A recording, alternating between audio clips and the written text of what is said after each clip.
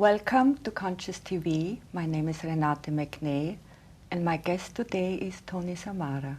Hello, Tony. Hello. I have books here from Tony. One is called Deeper Than Words, From the Heart, and Shaman's Wisdom. And they are all wonderful books, and I really enjoyed reading them. Tony is a shaman, a healer, and a spiritual teacher. And he was here with us before on Conscious TV, and we covered then his spiritual journey. Today we talk more about other experiences he had, about life, and about his work. So Tony, I'd like to start with your initiation into shamanism. Yes. Which I found fascinating when I read that. Because you had to go, and I think every shaman in his initiation has to go through through death, through dying and being reborn. And I would like to know, how was this experience? And I think you had to take, well, you tell us. Okay. Well, to start with, shamanism is such a wide perspective of different teachings. So it's quite specific. The way I worked was quite specific to South America, where I spent a lot of time. But shamanism in general is healing. So it's the knowledge of how to do this, firstly, with aspects of yourself and your immediate community, and then how to apply that knowledge in a wider perspective. So I worked with South American shamans. I think you were in northern Peru. Yeah, northern Peru and on the border to Brazil. Yeah. And I worked in that specific culture, which is wonderful because it's a mixture of native South American culture with the influence of the West, because of course South America has been colonized for hundreds of years now, so the European perspective of the world is also present in the native culture. So basically, I didn't know anything because I'm not from South America, but I had a strong connection to the people and nature, to the forest, to the Amazon forest, and just the feeling of the place spoke deeply to my heart. So, I went there not to study shamanism or to do anything specific. I went there as a marine biologist to work to help save the environment, basically. Yes, yes. So that was my... So you have a fascination with nature. Totally. Yeah. And that was my, initial reason for being there. Yeah. After a while, I understood that, as everyone understands, that, whatever your passion is, it's also your path.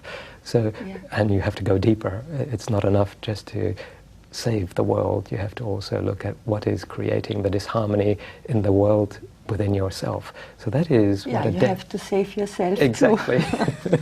Exactly. And that is what a death rebirth experience is. The death is basically the death of what the ego or the mind believes to be important.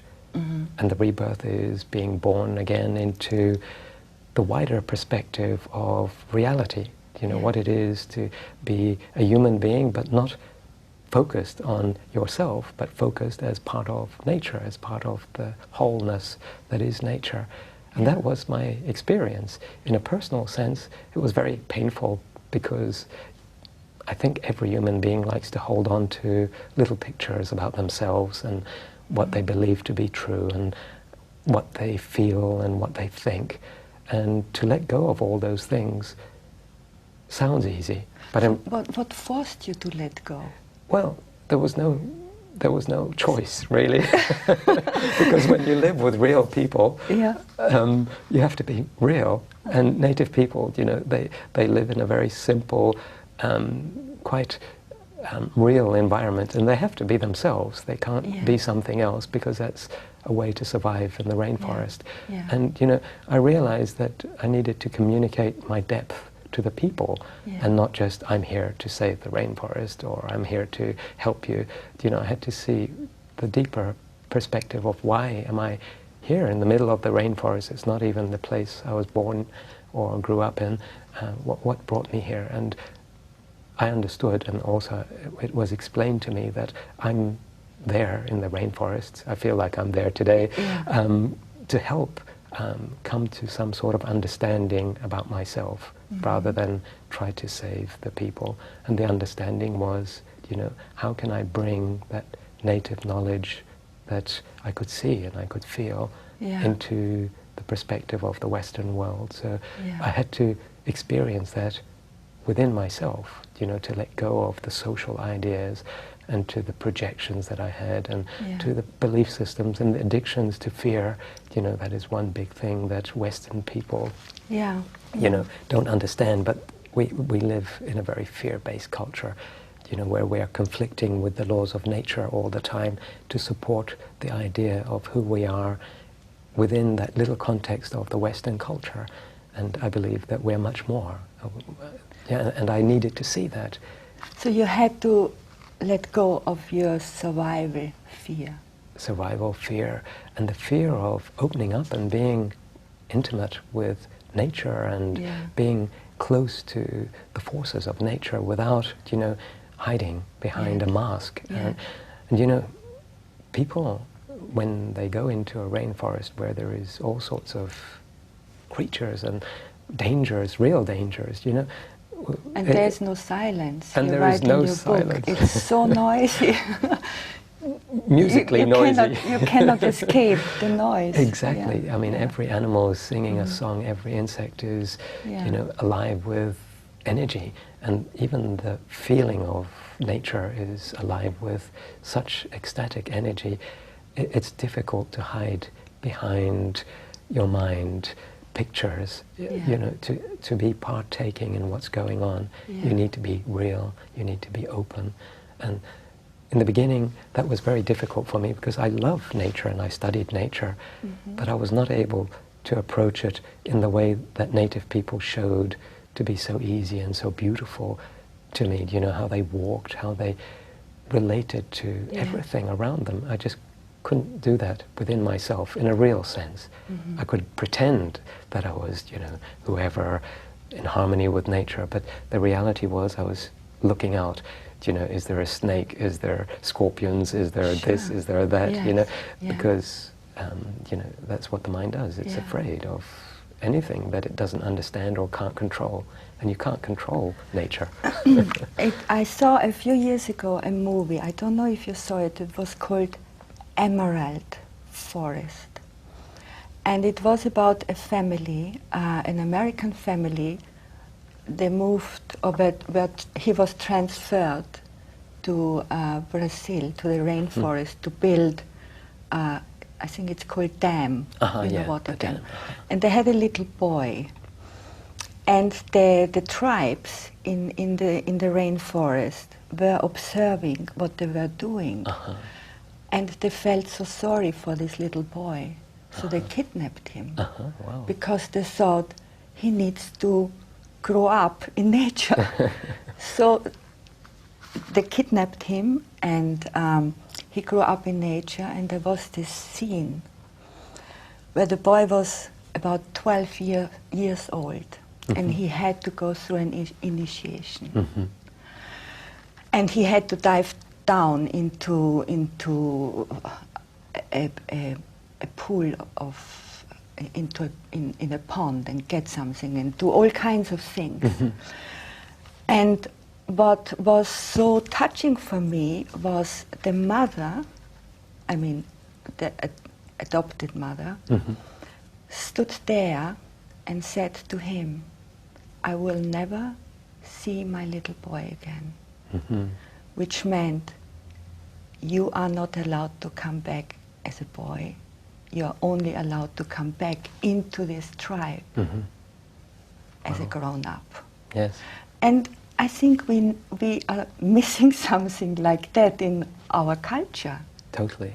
I believe that we act as children, you know, not spoiled children, towards nature and towards just the beauty of living. And I think that's what tribal people have, that they haven't lost, and that is what we can learn from, how to look at rituals and initiations in a way where they are useful and sacred and create a possibility for us to move beyond certain limitations into a new perspective. And that is what initiation is. And as you say, you know, we can grow into being fully part of the community, whichever community we live in, and be productive and useful and part of that joy, rather than, you know, always wanting to take everything away from nature so that we support our selfish needs. That sounds like a very interesting film. Yes. Really? If you haven't seen it, yes, you probably would like it. So, you have such a passion, I mean, comes across in your book for true nature, you know, in the aspect of life and Mother Earth, and also the spiritual realms. And how can you just tell us? I don't remember now how much you said in the first interview. How you come to realize true nature? What woke you up?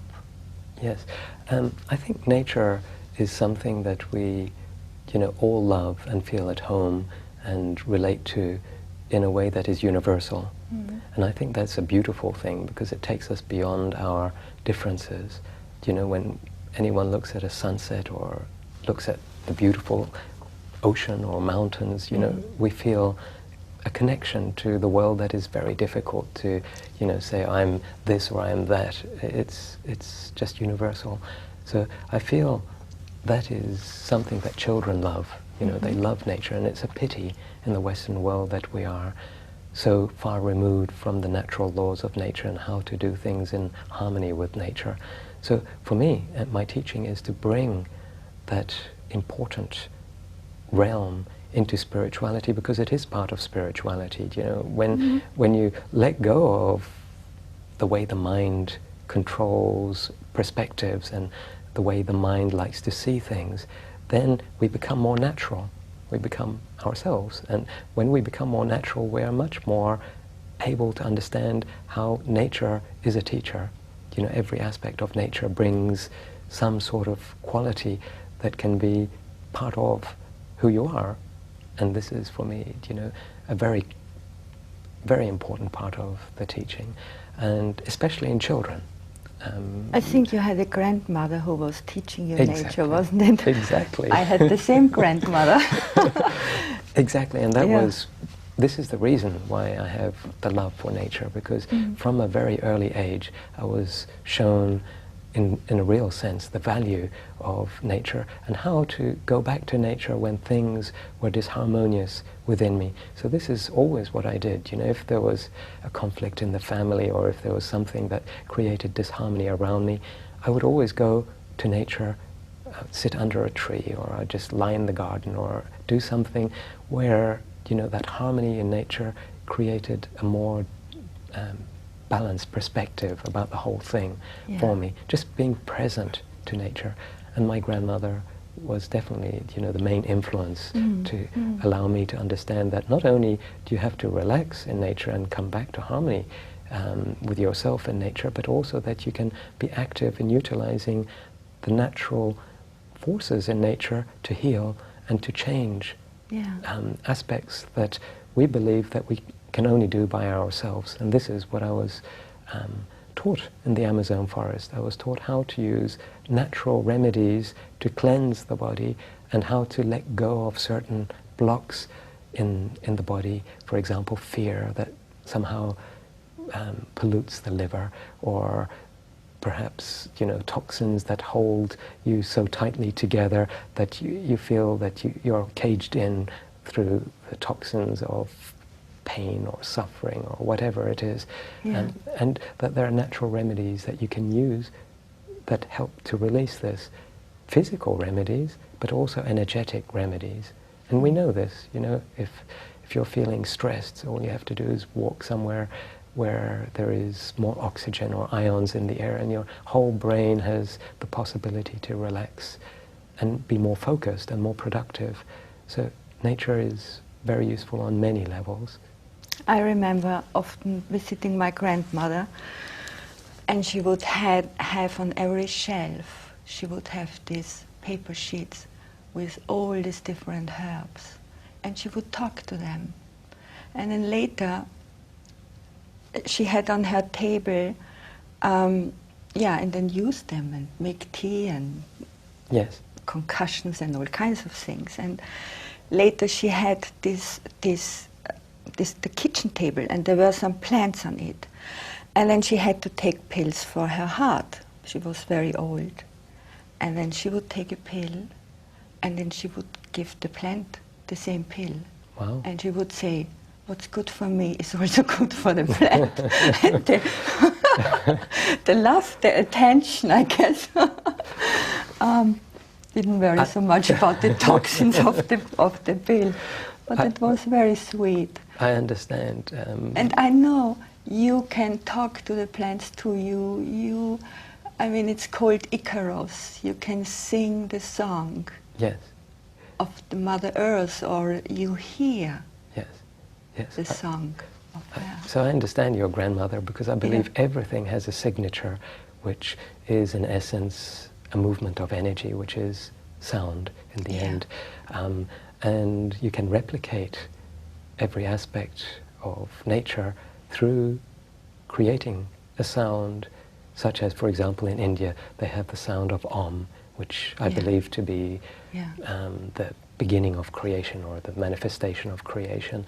Every aspect of nature has that power, so you can utilize those signatures to connect to the essence of plants, or the essence of a mountain, or the stars, and you can bring that quality into healing. So if you are sick, for example, with, say, heart disease, like you were saying with your grandmother, you can connect to that signature that allows the heart to find the power of healing through the plants or through aspects of nature. And I think this is even used in homeopathy, where, you know, somehow the vibration of certain That's right, that is plants. homeopathy. Exactly. And you know, it's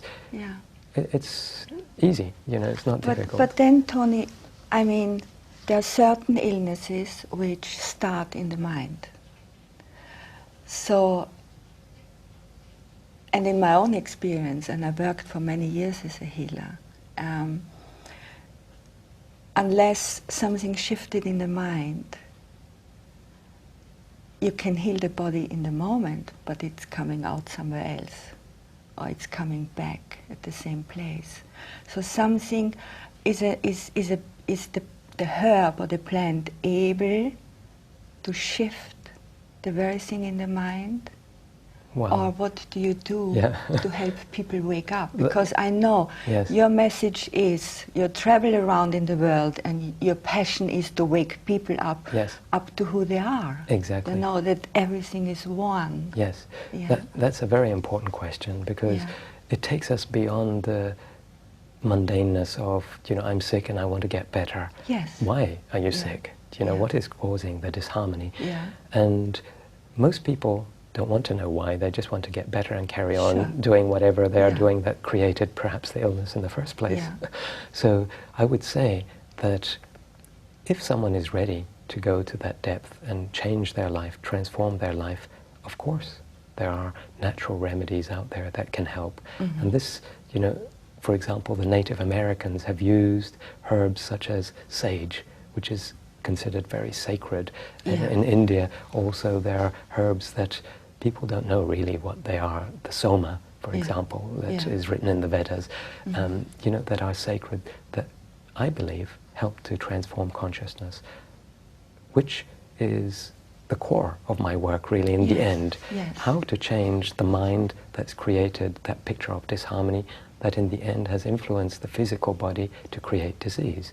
Because everything begins in the mind. That, you know, every thought that you have creates some sort of disharmony, which has to go somewhere, and of course it goes to the physical body, or to the way you feel, or to the way you relate to yourself mentally.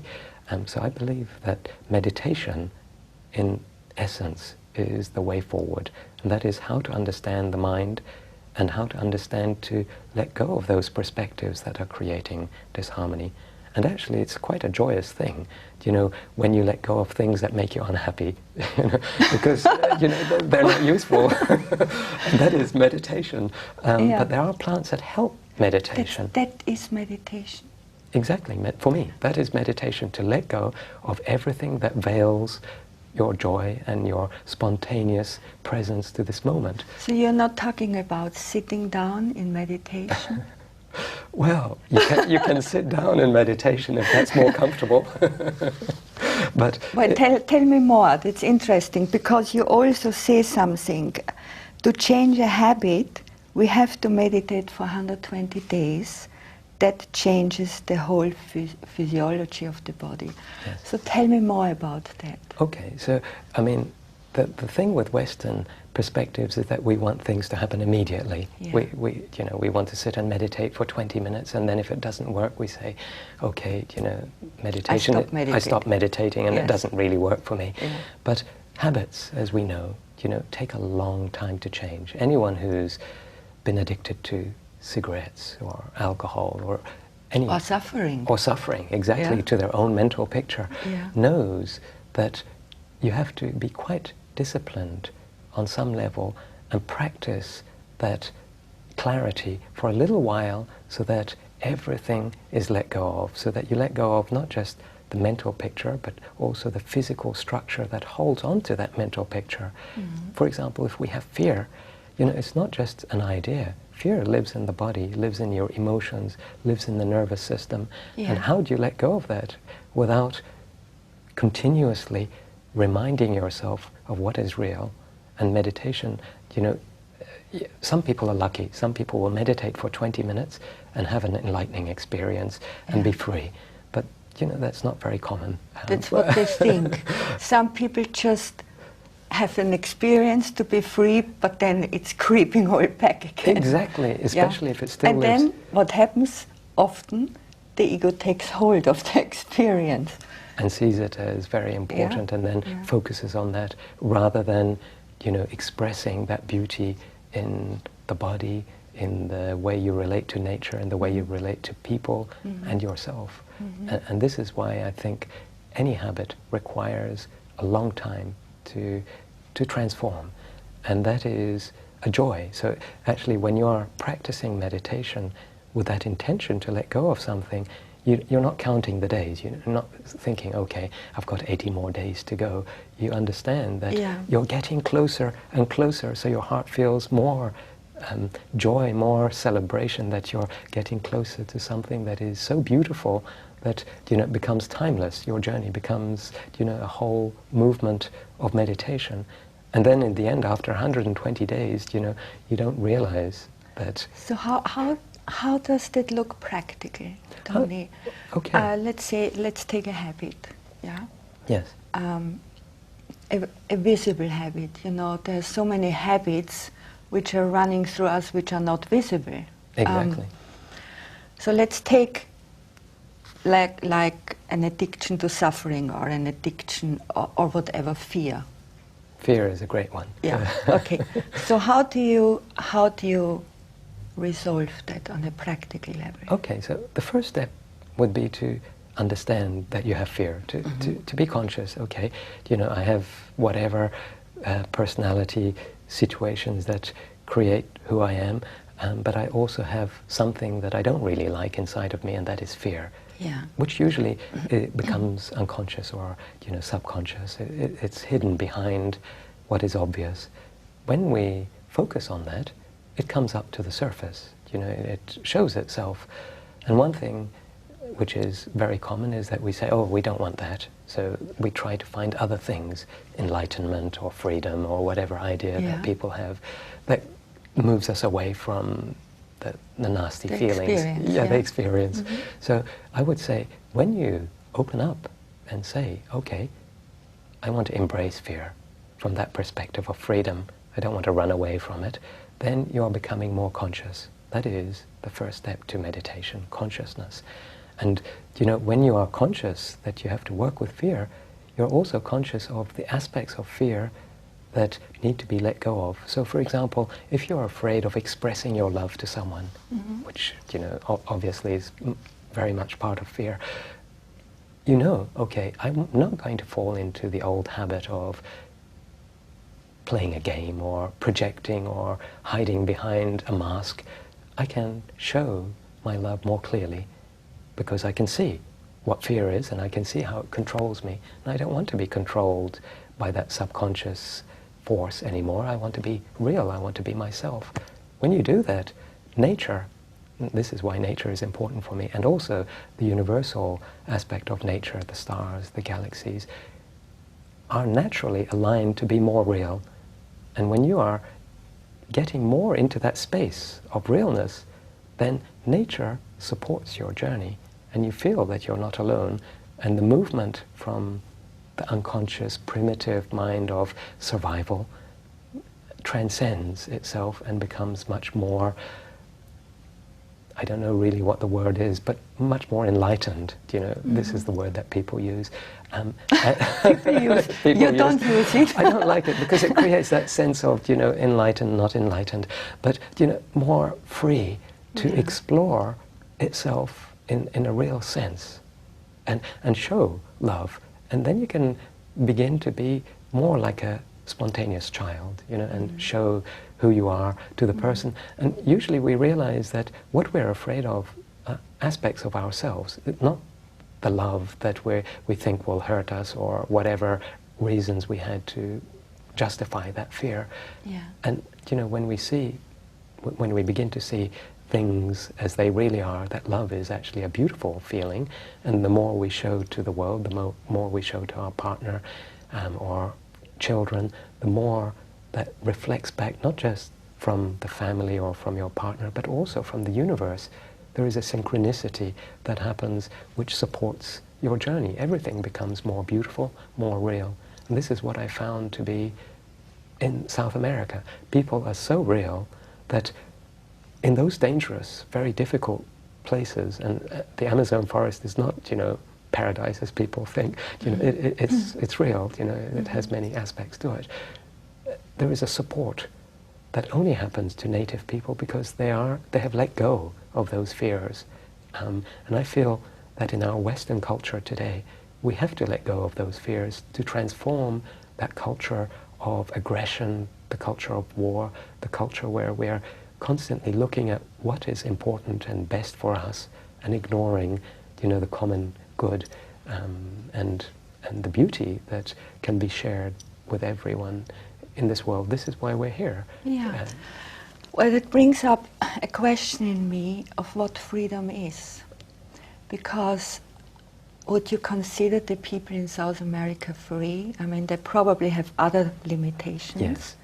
What is freedom for you? How do you experience freedom? That's you know, a good freedom question, is not only being able to deal with snakes or sounds or whatever. Freedom is so much, much more. It is. So I think, you know, in the end, I don't try to put my perspective onto people's, you know, belief systems or religious ideals. Yeah. I think freedom, in the end, is something that you know from your heart. Kabir and Rumi, the famous poets, speak about this. When your heart is able to just celebrate being alive and seeing the value in everything in that moment of aliveness. Now, different people will, you know, measure that sense of freedom according to where they are at. You know, for some people, freedom may mean, you know, just to be free of disease, because that is physical disease. You have cancer, and you know, that's what you want to be free of. Yeah. Maybe when you're free of the disease, you realize, wow, that was a journey. Maybe I want to be free of the suffering that my mind is creating. But not everyone understands that perspective until they go through certain experiences in life, and this is why we're here on Earth, you know, to develop and to change our perspective. And I feel today, more than ever, more and more people are ready to transform the core, the essence, which is the Maya. I call the Maya, meaning the illusion that the mind creates. And I think freedom then is obvious. You know, it's like Buddha experience. You know, if you're attached to the negative perspectives of the mind, fear, worry, stress, then you're not free. And if you let all those aspects go, then there is a freedom that can't be spoken about, because as soon as you start speaking about that freedom, you're placing some perspective onto that freedom that limits the freedom, because it's a human perspective. And this is why, for example, in Sufism and in the mystical traditions of the Middle East, people don't like to put names to the divine. You know, they reflect aspects of the divine as important, but they don't actually say the divine is this, and that is the ultimate. Because in the end, when you are in the space of freedom, then you don't need to, you know, say, I'm here, look, you know, this is where I'm at, because, you know, then you are in the middle of something that is so beyond understanding, you can only express it in your attributes, like Mother Teresa or Gandhi, where your actions speak louder than your words. And for me, you know, freedom goes beyond words. This is why I wrote the book, you know, Beyond Words, because there is no word to explain true freedom. In a way, true freedom is when, you know, the self is not there anymore, not dominant, exactly. You know, with its noise but you know, here we go in the moment through a phase in the West of, we are all hit by this enlightenment bug, and everybody is on this journey towards somewhere where they feel more happier and blissful, and just talking to you and reading your books made me actually realize to a much greater depth we have to take nature with us into the picture, which hardly any ever, you know, I had so many interviews, but not many people talk about that aspect. Yes. Yeah. Yes.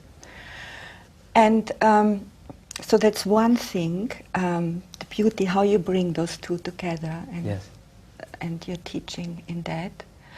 But then the question which arises is, isn't what we see a reflection of our mind? Of course.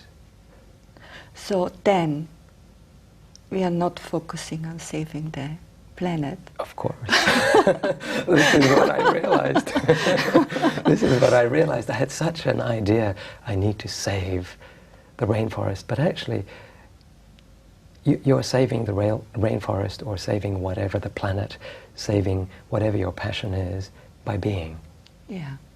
And that is the mystery of the alchemical process. You know, it's not out there. You don't need anything specific that you have to do. I mean, you do need to do things. I'm not saying, you know, you just sit down and do nothing, but it must come from a different perspective of, I need to go to that place and do this to save the rainforest. So I realized that my journey to many places, not just the rainforest, to the Zen Buddhist monastery and to the many parts of India and around the world where I met wise people, in the end was just an invitation to reflect back in this moment the reality that I was needing to understand.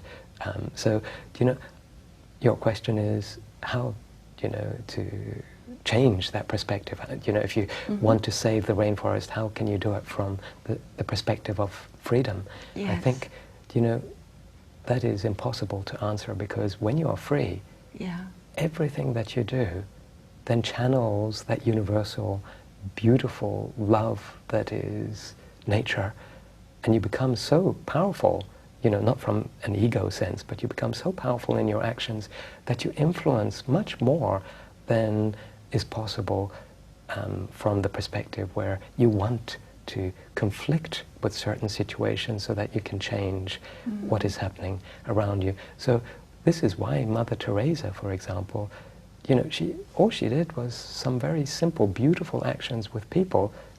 She didn't sit back and do nothing. Her karma yoga, so to speak, or her selfless service was real. But it came from a perspective that is so much more powerful. It's a free perspective. You know, and I believe that she was basically, you become a tool. Exactly, of, exactly. Of the universe, exactly. of true nature or the absolute. Exactly. To heal channel itself. Yeah, and to channel that beauty and love, which then allows for miracles to happen. And I think we need a miracle in this world today, that, you know, where we're facing so many interesting challenges. Yeah. And the miracle doesn't have to come from one person or one perspective. I think it's a group consciousness where, as humanity, we realize that together, from that perspective where we're able to channel love, where we're able to channel what is in essence so beautiful and so good, everything changes. We create a quantum leap into a perspective that we can't even see from where we're at in this moment. Sure. And this happens, you know, to everyone. You know, you can imagine, you know, when you're a teenager and you see the world in one way, and, you know, everything is so intense and powerful, and you see things in that teenage way, which is beautiful. And then look at how life changes, you know, as you have experiences and you adapt and change to whatever life is teaching you. See, everything changes, everything is impermanent. And in the end, we have that experience, but people want to hold on to one perspective. And if we are just free enough to let go of the old and invite the new, and the new is, you know, that perspective of freedom. But as you mentioned earlier, how difficult it is. It is. To change a habit. It is. And in particular, this whole survival. I mean, so many people out there in the moment, because of the situation, running on their survival, fear of survival. Yes. How can you tell them to let go? How can you tell them? Whatever you tell, how do you do that? What do you teach, Tony? Yeah. How do you wake people up? I tell them, come and experience meditation. You know, because the first step is consciousness. Come and sit in a space where the chaotic mind and the chaotic situation that you're seeing on TV or reading on the news just takes a back seat somewhere, or just you let it go for a little while, and observe what it's like to sink into a different reality. You know, you cannot explain, you cannot force people to see this. You can only allow that experience to happen. So this is why, for me, meditation is so essential. It's so simple. You know, it is simply a technique of focus, where you focus on something that allows the mind not to drift off here and there and everywhere into all the worries, stresses, addictions that, you know, the mind likes to go to control it and to stop it. And just see that there is something beyond that struggle that can allow for freedom. Now, I can't put that in words. That's why it's an experience. This is why I say you need to sit and meditate for 120 days. You know, it's not enough for 20 minutes one day to experiment to see if it works or not. Because the deeper you go, it's like a dream. You know, the deeper you go into the dream, the more sense it makes. And when you sit and meditate, you find quietness, you find stillness inside of yourself. And behind that stillness, in that stillness, there are some perspectives that you can explore. And, you know, for some people, they're lucky. You know, it happens immediately. They just say, wow, I understand. For other people, it takes a little while. You know, like cigarette smoking. You know, for some people, they can stop smoking cigarettes in 2 days. Others, there is a bit more of a struggle. Doesn't mean that ones who take a bit longer, you know, are more backward or, you know, somehow less developed or less conscious. Just means they have more to learn, and it's more exciting. So the journey, if continue it for 120 days, becomes more interesting, because you begin to see much more than just, I need to stop smoking. And this meditation is something that people have practiced throughout the ages. And there is no time in the world today, because, you know, I see, even coming here to the studios, you know, people traveling the underground and on the train, you know, they're so fast. There is no time to sit. Even you are running around the planet, Even I was. trying to wake people up. Wake up, yeah. Are you calming down? I am. That's so what you happens. do more meditation now. Well, actually, traveling, I still do travel. I traveled here to London, but you know, I think people, the internet and TV, you know, and media is such a wonderful tool. Yeah. And for me, that becomes an easier way to reach more people. And I think that people listen and hear and feel the importance of such in technology today. You know, on YouTube there are so many wonderful videos, on conscious TV. You know, it's much more normal. You know, it's a much more real thing for and people. don't you think there is also an energy which is supporting that in the moment? Exactly, and on many levels. You know, I hear that, you know, peace, for example, you know, in the old days it was all about traveling and speaking and dialoguing with one another, but now the media can play a role that is amazing, you know, if conscious. You know, not all media is, you know, aware to do that, and can help change situations before they develop into conflict. And, you know, that is my deeper intention today. It's, you know, how to bring more harmony to the world, to the maximum amount of people, without, you know, having to do so many things as I used to do in the past, like you say, travel every week to one place and then to another place.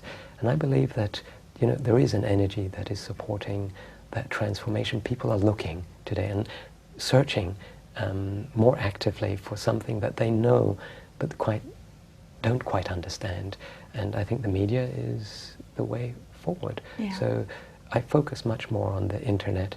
I still work with people, of course, but also traveling, you know, it's difficult because, you know, I don't want to just support people for a few moments, you know, one day workshop or a satsang, you know, somewhere. I want to support people in a way that is more continuous. And it's impossible for me to be in all those places at the same time on this physical level. So, you know, it's important then to utilize technology. So this is what I'm doing, and I think many people are doing this, you know, consciously, and it's a wonderful thing. Like the work that you're doing, you know, you're bringing a different perspective to the world, you know, and to people watching from wherever, and how to practice that in their daily lives. And that is important for me. You know, people don't have to go to India or South America to find something, you know. It's just switch the computer on. and open your heart. Well, a heart, you know, you have mentioned in your book the longest journey we have to make is from our head to our heart. It is, it is. What helped you to drop into your heart? I think, and this sounds funny, I think suffering. I agree, suffering is just here to help open our heart. I always had this belief. And, you know, I say that just because, you know, some people may be watching say, oh, it's easy for you, Tony, or it's easy for all those people who have the time to meditate or have the time and knowledge to practice certain techniques to get to a more free space. But actually, suffering, when embraced, you know, from a conscious perspective, and we're all conscious, you know, we just don't know. When engaged and worked with from that perspective, I feel invites you to be more human. You know, and this is what I like about people like Mother Teresa or the Dalai Lama, that they're so human, it shows, you know, and you don't have to call them enlightened because just what they are, you know, shows that they're free, you know. And I think without suffering, you know, it's difficult to see how to be human, you know, and this is perhaps why we're here, you know, to embrace things from such a beautiful perspective, no matter what the situation is. It makes us unique, you know. Conscious human beings are amazingly powerful, and I think, you know, everyone can be conscious simply by embracing everything that they are, not hiding, not running away or trying to live up to some sort of perspective that is alien to who you are, but just being yourself. And that is coming back to the heart, you know, like children, they're themselves. And I remember a story I was reading in one of Dalai Lama's books many years ago. In order for him to open his heart and find compassion, he went to Hiroshima to be with the suffering. Wow. And that helped open his heart and brought him to compassion. Well, Yeah. I agree. Was it your own suffering which helped you? Well, it wasn't quite my own suffering. I grew up in Egypt and in places where suffering through poverty was much more obvious. Yeah. And I asked myself, why do people have to suffer in this way? Why? I began to question everything, really. Mm-hmm. What is the meaning of life? Why is there this pain and suffering? For me, life was quite easy, because I had everything. Yeah. But I wasn't happy with just the selfish satisfaction of needs. I wanted to understand how to make a difference to those people that were right next to me, and I think that opened my perspective in a way that just remained forever as a core part of me, not just to focus on me, but how to make a difference in the world. Yeah. And I didn't know, I was a child, but it's part of my personality, to understand how to alleviate suffering. And I think, like the Dalai Lama, when you see it and you're open to it and you understand it, then you understand that it's not enough to buy a new car or to do whatever to feel happy. There is much more to life. Mm. You mentioned we need a miracle before, which is true. And you say the heart is what makes a human being a hero. And I think we need heroes. Definitely, and I totally agree with that. We are all heroes in the end. We just don't know it. We just don't know it, and we have to embrace that action, and it's such an amazing gift to be alive today in this world, no matter what it is going through. And, just by being alive, present to all that is going on, that's a heroic journey in itself. You're right. Yeah. Yes. Because there are lots of scary things going on. For sure, for young people, for everyone. Yeah, and also in yourself, scary feelings and fear, and just to embrace everything as nature Exactly. is a heroic act. And it's possible.